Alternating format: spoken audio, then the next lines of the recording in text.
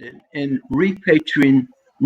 repatriating back to the motherland. What are some of the ingredients that went into your? You've been back. You've been to Ghana, and Hmm. you met some of the people that I know and used to go visit all the time, and really had just a great time in Ghana. So tell me a little bit how you got interested and a little bit about the history of your back and forth movement. Well, um, you know, brother, I had made it all the way through. Uh, I'm an attorney by profession, and I had made it through every institution of learning, and I say that with quotes, in the United States with high honors and accolades and awards and who's who among high school, who's who among colleges and universities, dean's list, all of these things. And it was after I was an attorney, 30 years old with children, that I was introduced by some friends, some people I met in Memphis where I was practicing law at the time, to um, certain of our esteemed scholars like John Henry Clark, Francis Cress Welsing, Amos Wilson. I'd gone all the way through, and I mentioned these institutions of learning where I excelled in the system, but wasn't taught anything about my Black African self, or not even consciously recognizing that I was an African. I just know I'm an African American. Africa wasn't on my radar at all until I met a sister and her husband, and I was heavily into the Southern Baptist Church and all of that. And in down south in Tennessee, I'm from Mississippi originally, and had been in the military, everything. Got out of the military, went back, finished my undergrad degree, and um, went to law school. And like I said, I met this couple, and they started exposing me. They had a whole bunch of books and books I never heard of. Uh, Barashango and all these people, um, I was just like, where have I been? Like all this time, my whole life, I never knew any of this information, right? Ashwar Kwesi and his wife, and they started giving me their videos, and my whole, it was like, I can't explain. It was just something awakened in me, and I became this proud African person, not African American, but African. You see, and when that happened, then the next logical thing was, I'm an African. I have to look at Africa. I have to be attached to Africa. I have to go to Africa. You know what I'm saying? That's where I'm from.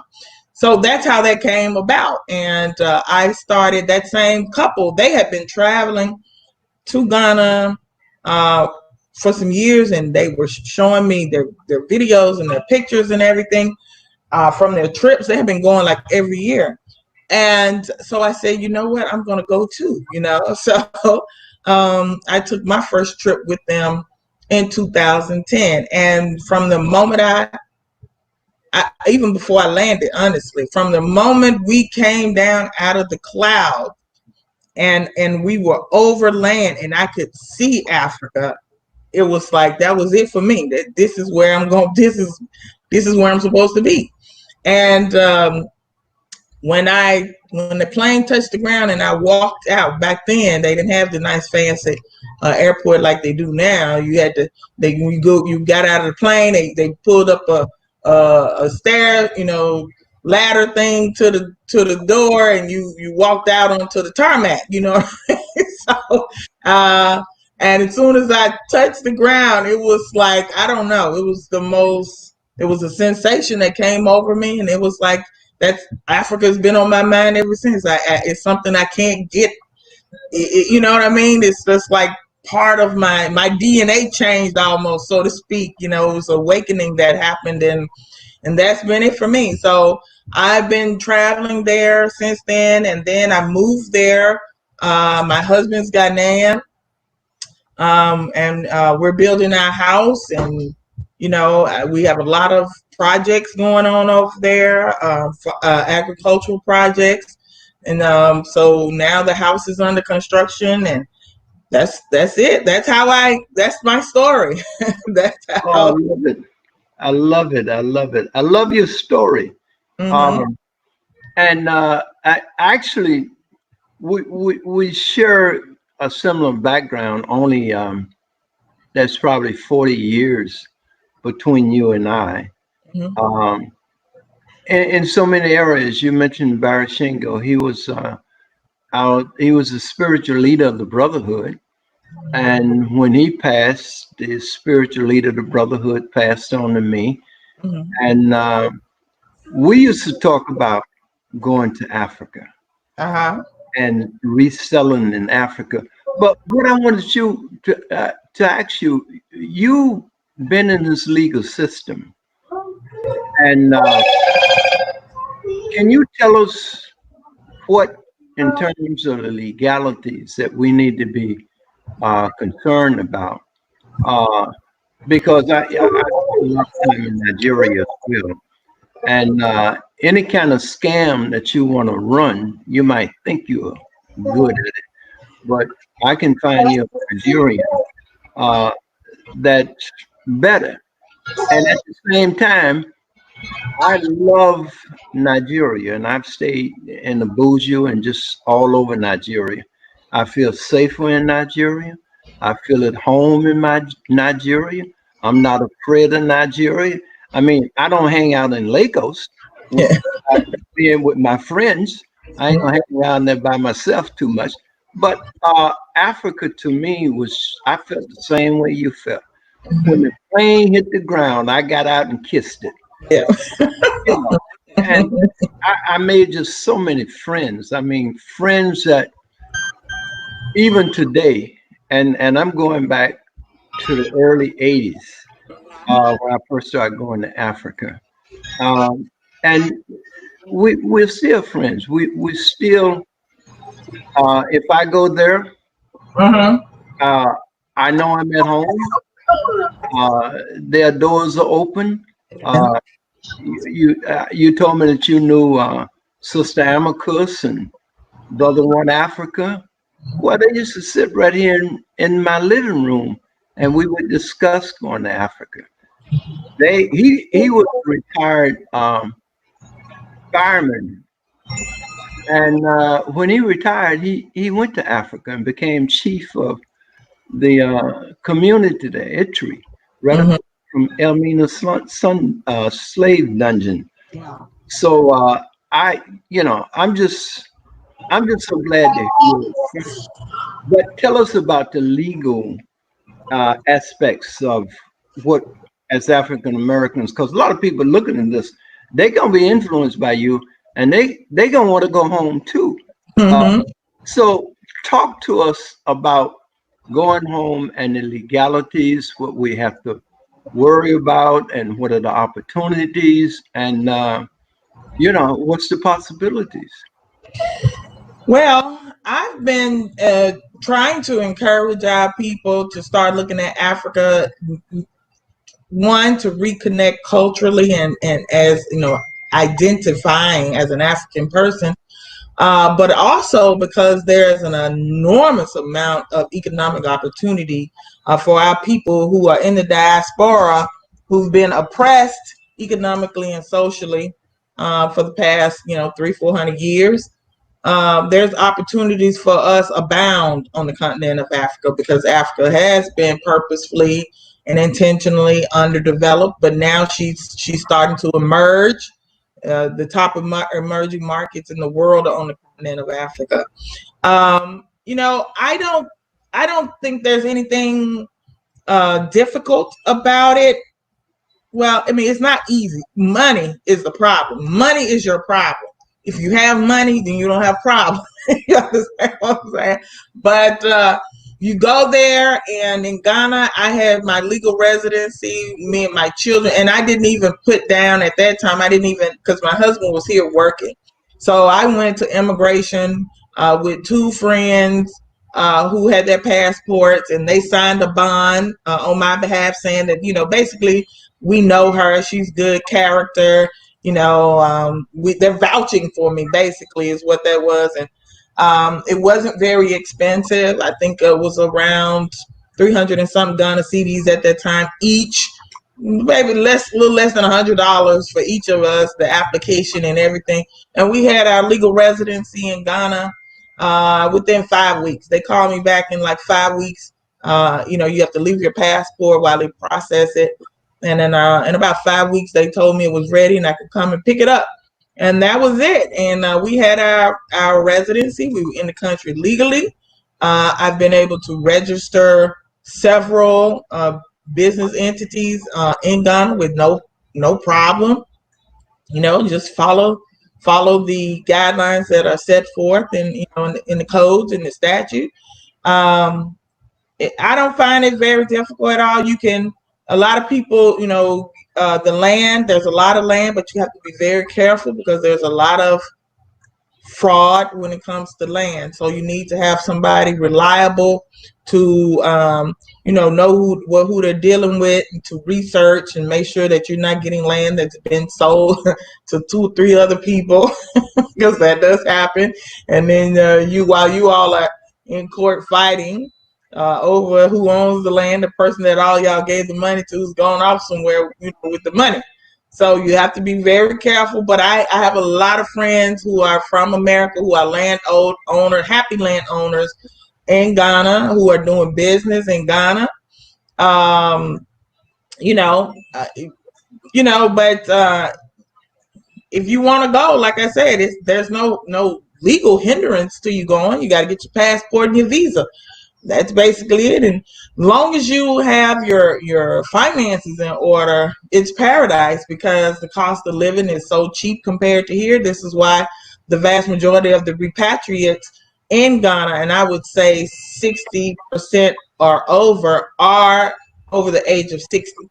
That's because their pensions and retirements and all those things, they get that money, Social Security, and that money goes a heck of a lot farther in Africa than it does over here. These people are living very nice lives with nice homes, and they got drivers and house girls and things that they probably never would have with that same money if they stay here in the United States. Is there any jealousy you find from the indigenous people towards African Americans who come there because they do have a little more money and opportunity? There are a lot of wealthy continental Africans. Okay, I tell people all the time, some of the richest people I ever met were in Africa. Okay, so Black people, there are neighborhoods that put Beverly Hills to shame. You drive in the gates, and their whole yard is tiled, not just their house. Their yard is tiled. Okay, Yeah. seeing Maseratis and Range Rovers on a daily. I'm talking about Bentleys on a daily. Certain areas, I tell you, Airport Residential, Tresaco, East Legon. There are certain areas. These people, and these are continental Africans, so it's not just us going there with our little retirement checks. They are used to seeing very wealthy people too.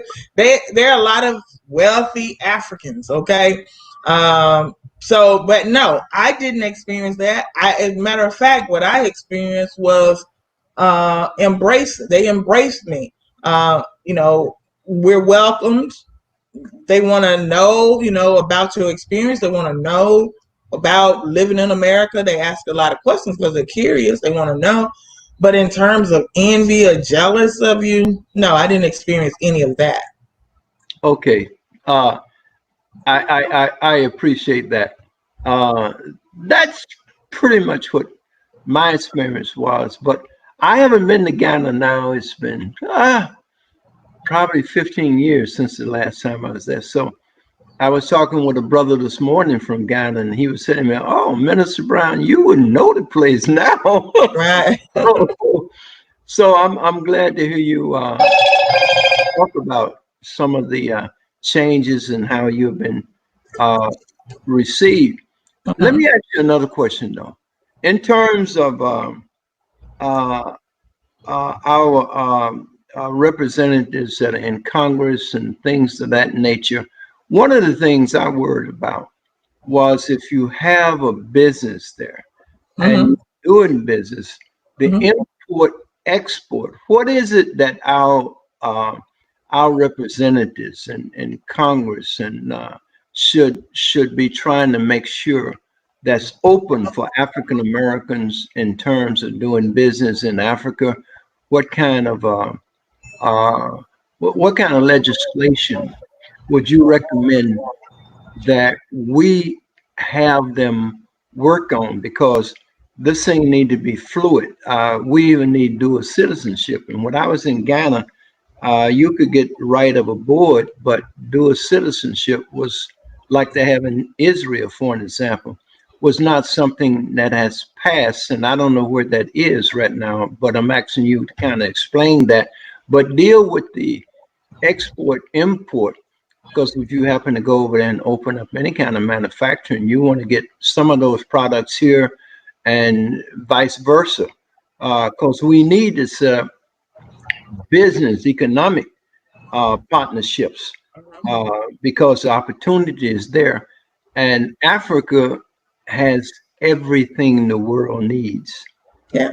Um, but if And there is some legislation already in place, and for the life of me, as you were talking, it slipped my mind. I'll have to come back to you after the show and tell you what it is. But there's a partnership between the United States and African countries um, to um, basically make exportation, import, export out of Africa easier, and to reduce fees and duties and all of that. Uh, I can't think of the name of it for the life of me right now, but I will get back with you later and tell you what that is so that you can put it in the description so that people can go and look at it. But they can also contact XM Bank. XM Bank, they provide loans and things like that for import and export, and particularly for the continent of Africa. They treat that as a special thing because like you said, Africa has everything, and so there's a lot of incentive for people to do trade with the continent of Africa. So I would suggest people reach out to XM Bank about that. And I just cannot think of the name of that legislation, but there is legislation in that regard. okay, very good, excellent. Um, Now, is there some kind of program that you're hooked up with that for repatriation where people can go and buy this land and there are African Americans on the continent who are kind of help giving guidance and settlement in terms of repatriation, working with African Americans who want to go? Uh, Two things. Talk about that and the image that most Black people have of Africa is that it's still the bush. Yeah. Uh, it's still just villages and stuff like that. But you already touched on it that There are areas that are still bush, and there are. But guess what? There are areas in the United States, like up in up in Tennessee, up in the Appalachians, and down in Mississippi, some areas where people don't even have running water. You know, still have wells that still exist here in the United States. But then you also have Beverly Hills. Africa's no different. No different. Africa has very rich people. They have middle class people, and they have people living in poverty, like anywhere else in the world. And so how much money you have determines your standard of living.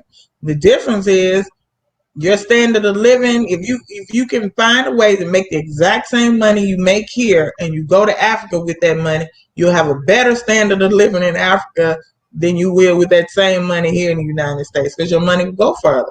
The rent's cheaper. You pay your rent up for a whole year. You can rent a nice house for a whole year in Ghana, for $250 a month. You pay it up for the year, and you don't have to worry about rent anymore. All you do is get, your food and your transportation. That's it. I mean, the cost of living is it's uncomparable. So, but I am the founder and CEO. To your other point, I'm the founder and CEO of the Sankofa Repatriation Assistance Program. And I created that program because so many of our brothers and sisters in the diaspora contacted me expressing a desire to repatriate and go back to Africa. So, but they just don't have the resources. The vast majority of our people are just working class. We just go to work and we live in check to check. You know what I mean? So, and that's the system, generationally has put us in that. But we don't, our grandparents didn't have, a lot to leave us, so that we can build upon that and create something. We don't have generational wealth for the most part. Most of us don't, as the descendants of kidnapped and enslaved Africans. Not here, not in Brazil, not in, the Caribbean. And most of us just don't have it. So how are these people going to just pack up and move to Africa? It makes it appear to be an unattainable dream, and a lot of our people were crying out about this because, quiet as it's kept, we have a lot of people that want to go, a lot, and not just from the United States, in the UK and other parts of Europe, in the Caribbean, in South America. They want to go, but how are they going to go? So I started that program because I did observe that the vast majority of successful repatriates are retirees. And I say, we got to find a better way, because we need younger people to be able to go, so that, I find that younger people blend back in with the community more, because the kids are going to school, with children there.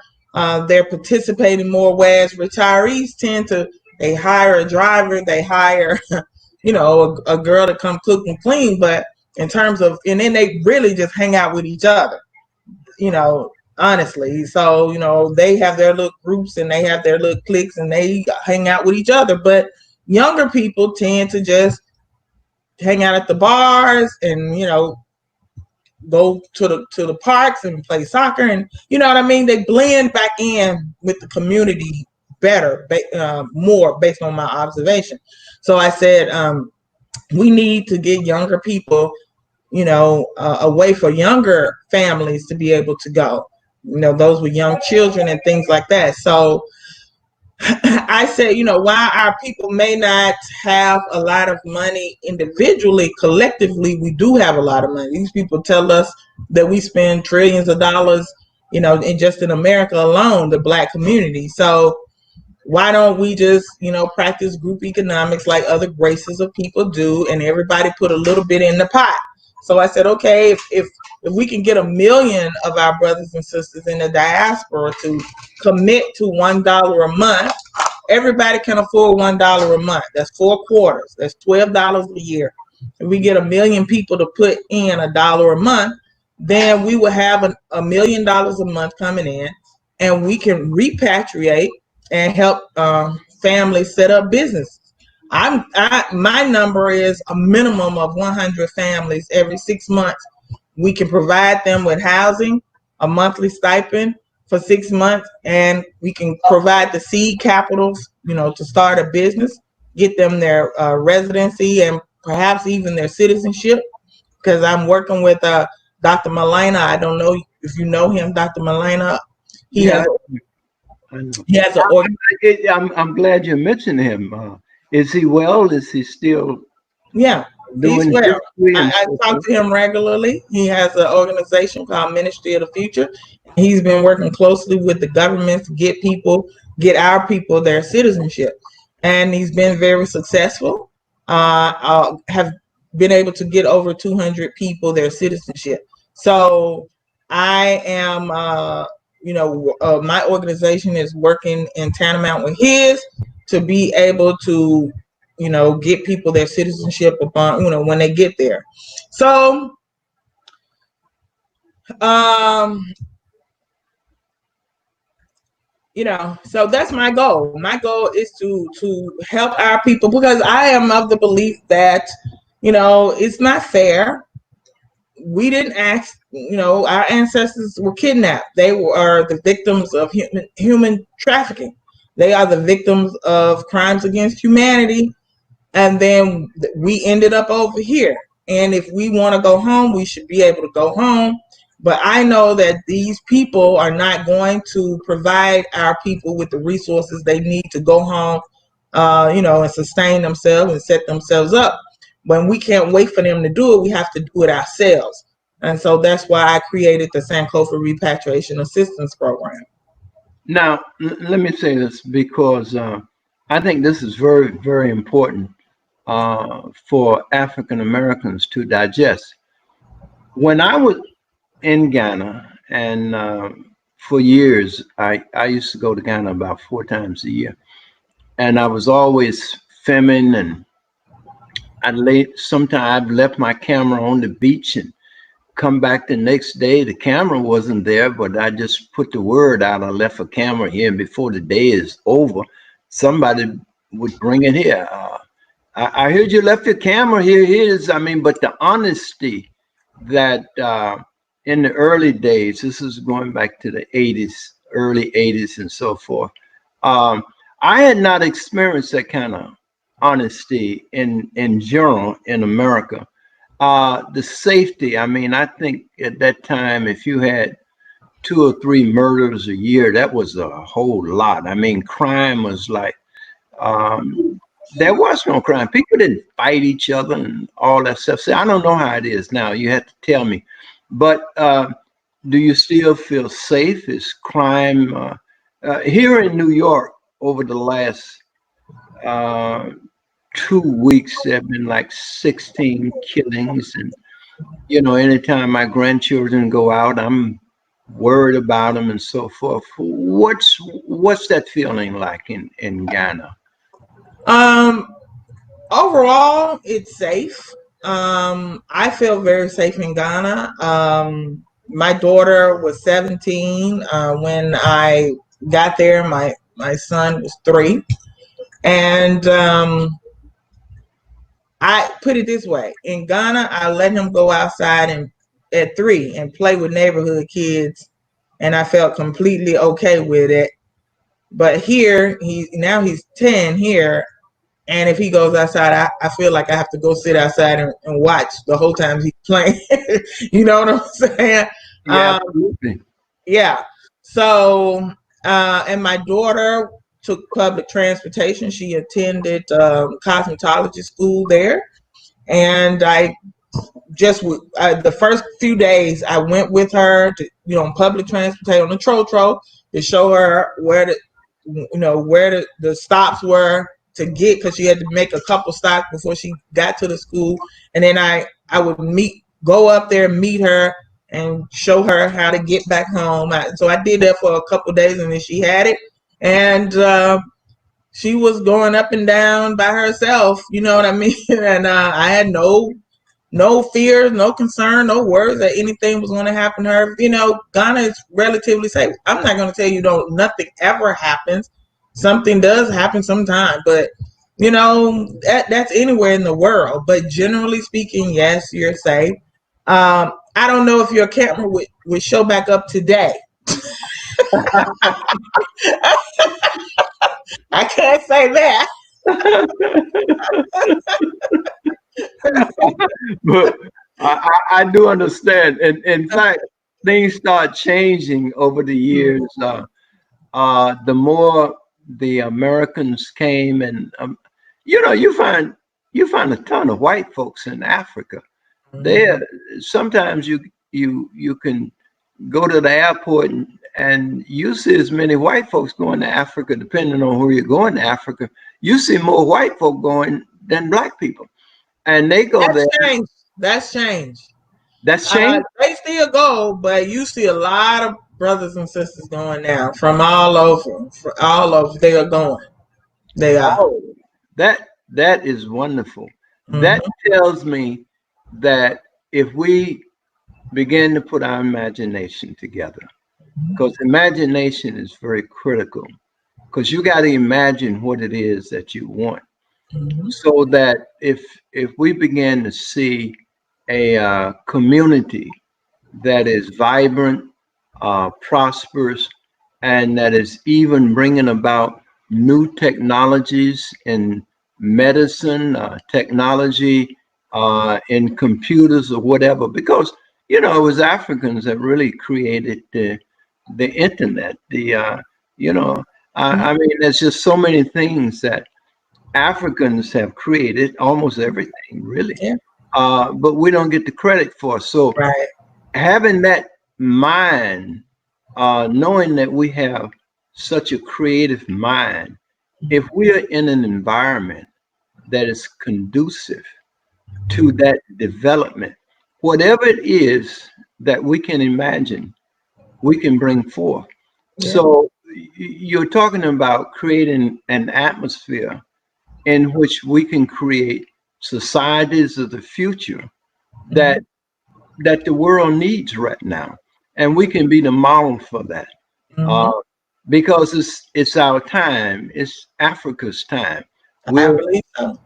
and every time I have one of these website webinars, I talk about Kephas, because we need to know that astrologically it is our time.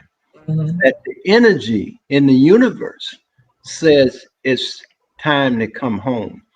And one of the things I used to talk about and ask people about mothers and just in general when I was in Africa, people used to always seem to think that the Africans that left Africa were forgotten, but these were the children of the same Africans that are there.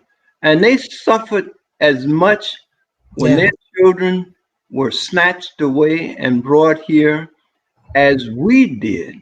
Uh, the pain was horrific. And historically, that was really just yesterday. My grandfather was born, not my grandfather, my grandfather's father was born in slavery because he was born in 1850 and slavery was still going on. And so it's just yesterday. We can reach back and touch it. My mother was born in 1915, and her father was born in slavery. So I mean, I have a Ghanaian friend. She's Airway, and I want to say she's Airway. I don't want to tell a lie, but at the end of the day, she's Airway and something else. But her grandmother, when she was a little girl, her grandmother, my friend now, she's in her 50s, but her grandmother told her when she was a little girl about her relatives that were kidnapped, that were taken. So, and this was a 50-year-old woman whose grandmother was telling her this as a little girl. You know what I mean? yeah. So, yeah. So it wasn't that long ago, and her grandmother was still, up until she died, mourning. She remembers, as a little girl, her grandmother was still in mourning over these relatives. I can't remember if it was siblings or whatever, but still, it was something, So yeah, it wasn't that long ago. Colonial Ghana, I got to remind people, Ghana is only 61? 66? Correct. 66 years old. What I was mean, it, 1957 that it got its independence? yeah. 57? Yeah, right. Kwame Nkrumah, 1957. Yeah. Yeah. Uh-huh. So Again, you're right. It hadn't been that long ago, and we and us here in the United States, Jim Crow and all of that, the civil rights. I mean, Martin Luther King was killed only a few years before I was born. I think what year was Malcolm killed? I can give it a year. King was killed in '68, right? Yeah, I think. And I was born in '70. My mother, as a young person down in Clarksdale, Mississippi, they were marching in the civil rights. My mother and father grew up with separate water fountains for white people and black people. So yes, this is this is all of this stuff is relatively recent that happened to us. And That is, I don't like it when people act like it was so long ago and we need to forget about it. Not only was it not long ago, we are still suffering from it. yes, you're absolutely correct. Um, one of the things, while we're on the subject, that I'd like to kind of bring up, we've talked about safety. We talked about the opportunity to construct and build communities of the future. Um, we we as a people can set the model for the world. There has been, and we need to do that because every nation is armed to the teeth, and every nation has its finger on the trigger. And any accident could start a nuclear catastrophe Yeah. that just wipes out everything on the planet. And we are here, I'm saying we because I'm here, in America, where the economy is really shot. You got 50 million people Yeah. that are unemployed. It's not, this economy is really not coming back. It's not that it can't come back, but it's not likely to come back. It, I don't see how it's possible. you don't see, we really need to get up and get the hell out of here. Uh, Exactly. so these are things that our legislators should be working on, opening that door so we can have mobility to and from the continent. Because as it is, especially with this administration and providing Trump gets back in, it's over for most Africans in America. He's already passed a legislative, what was he signed a bill that we can't get passports and everything. I mean, it might be temporary, but it's executive order um, to go to these shithole countries. So, I want our people to really think about this because my husband and I, even though we've been going back and forth, I mean, my husband got land, we got land, we're building a house, we got, pineapple farm, cocoa farm, we got poultry farm, we got these things.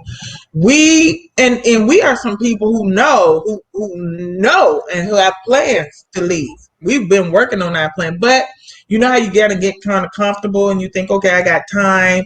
You're doing other things except for having that laser focus to get out. So when this happened, because I never imagined, my ancestors literally have been telling me, get out of America for about 5 years. It's been, and I'm not the only one. I meet so many brothers and sisters. It's like something is happening. There's on a spiritual level where people are saying, there's this urgency to leave, that they got to leave and we need to leave. You know what I mean? Everybody's not getting it. I don't know why. It's only some of us that get it, but what happened with this situation when the planes, because I always think I can just get on a plane and leave. I got my passport, I can get on a plane and leave.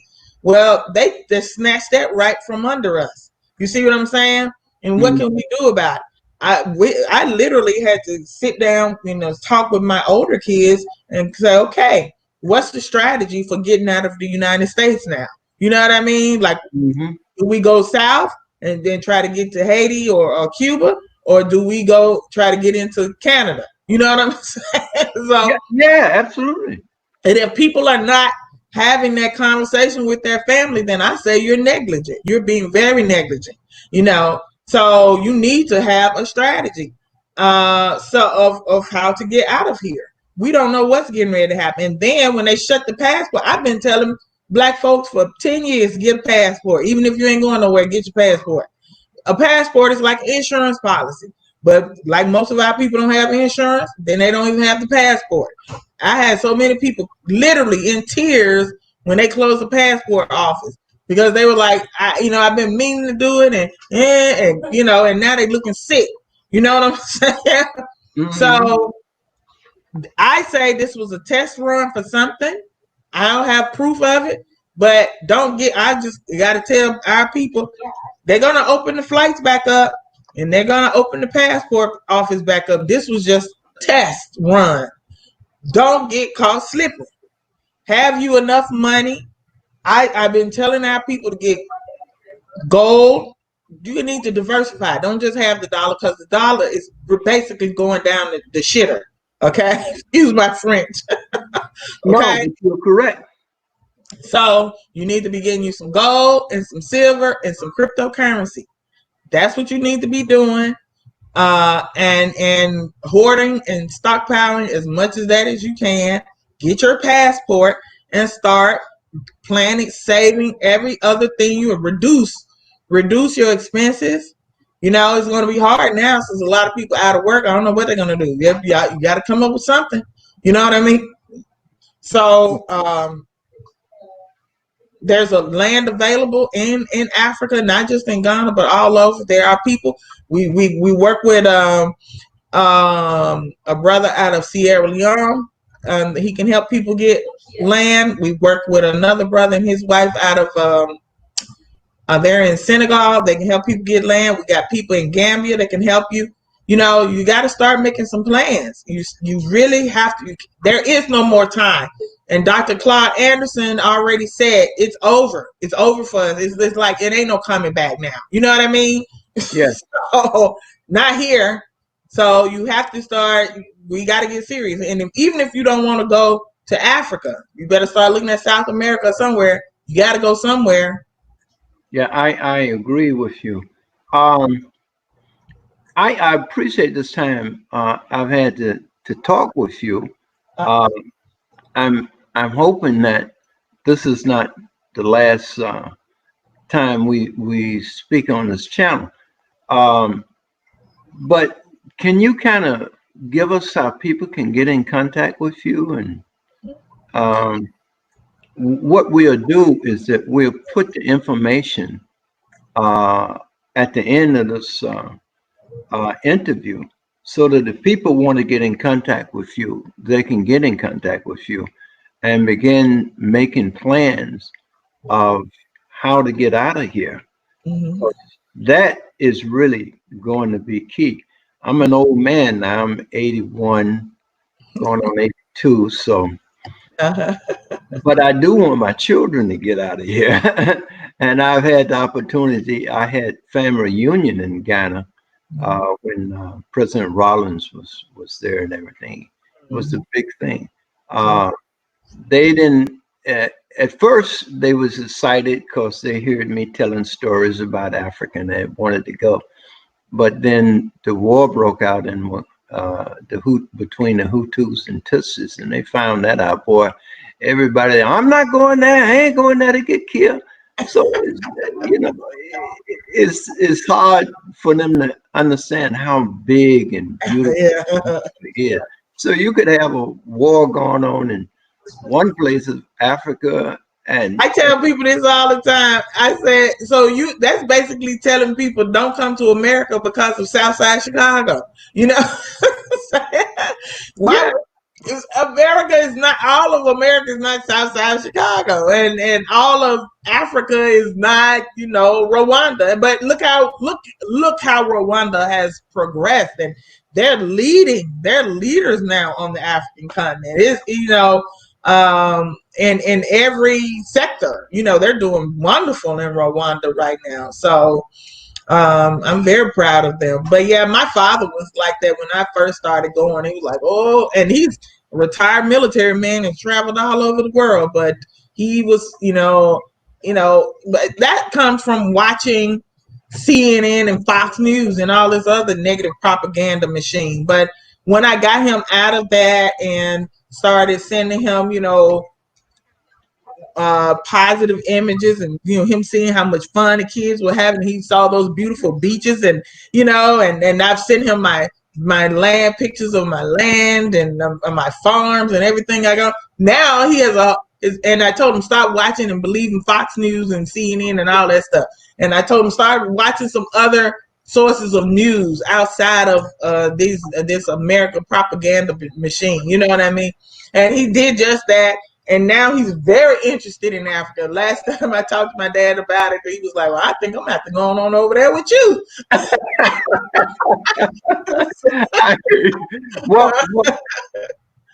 One other thing I'm going to mention. When I first started going to Africa, I was amazed at how old some of the people were. I ran into so many people that were over 100 years. Yes. 100. It's a common thing, yes. It was like, hey, everybody here is living to get right old age. You look at the television, you see all these flies on the faces of these African kids and they distended stomachs and all that. And you think everybody over there in the villages are dying and shit. Yeah. These people are stronger, healthier. Yeah. They look, that good African sun and those coconuts and that non-GMO, fresh, natural food. And I keep telling people, your food doesn't even taste the same. A banana does not taste the same in Ghana as a banana from over here. A prime example is that my daughter doesn't eat bananas here. She doesn't like them. But she eat bananas all day long in Ghana. She's like, it just tastes different. It's sweeter. It's like this banana, the pineapples are so sweet. It's like melting your mouth. The food just tastes different. The oranges are so sweet. Watermelon, just delicious. And the soil is so fertile. You spit out a seed and come back in a few days and a watermelon plant is growing there. You know what I mean? So I know. Yeah. So yeah, and that's why they're living. And then the elderly, they're not discarded by their families and thrown into nursing homes because they don't have nursing homes for one. And then number two, these people still get up and go to their farms and work. And so they're eating natural food, and these elderly people, all the elderly people I know that are like that, they still get up in the morning time. They have a routine. They get up, they go to their farms, they do some stuff around in their, they're still very active. You know what I mean? Yeah. And so they don't have even the way our people have all this dementia and all this stuff. You don't find a lot of African people that have all of that. You know what I mean? That's true. Yeah. So it's just a more conducive environment for us as African people all the way around. That is what I found. Sister Ya, Mm-hmm. In closing, just have the last words to talk to our people. Whatever you feel that we need to know or to be directed to, talk to them about that. Okay. Well, what I want to say to my people is it's down to our survival. I think we've been lulled since coming out of Jim Crow with the civil rights era. We've been lulled into a sort of sleep. But I think it's time to wake up now. And you don't have a lot of time. You need to wake up now. You need to start paying attention to what's going on with the economy. You need to start making preparations for your family, what you're going to do, because like we said earlier, the economy is not going to come back. The dollar is on the decline. You can see that yourself when you go to the grocery store and you're not able to buy the same amount of stuff that you could buy with that same money 6 months ago, right? So that's inflation. That means your dollar has less value and it's going to continue to inflate. And what are you going to do when a loaf of bread is $4 or $5? You know what I mean? And a gallon of milk is $10. You know, this is the type of thing that is coming. And where are you going to get the money from? You know, your rent's going to go up, everything's going to go up. Where's that money going to come from? And not just that, I don't know. We see a lot of hostility going on. These people, they're showing their true selves in terms of their hatred towards us, even though we've never done anything to them. I don't like to dwell on those people so much. My thing is, let's do what we need to do as a people. I say it's down to survival now. Africa awaits. Mother Africa is calling. There's a lot of opportunity. I can't even begin to tell you all. You can do so much. Akon has been telling people, and it's the truth. The only place you can go in this world as a black man or woman and start a business and it be turned into a Fortune 500 company in a matter of 3 to 5 years is on the continent of Africa, because they need everything. I'll take your skills. Why use your skills, your education, your intellect to benefit a system that keeps our people oppressed? Take everything that you know, everything that you have, and use it for the upliftment in the betterment of Africa and her people and your people. So I can be reached at the website for the nonprofit organization, Sankofa Repatriation Assistance Program, is www.sankofarepat.com. My email address is admin@sankofarepat.com. So I'm speaking to my people out of just genuine love. I want the best for you, and I just don't think America is the best. The West is not the best for African people. Africa is the best for African people. I want to thank you. It's been my pleasure. I look forward to seeing you again. Thank you for having me. All right now. God bless. All right. Bye-bye. Bye-bye.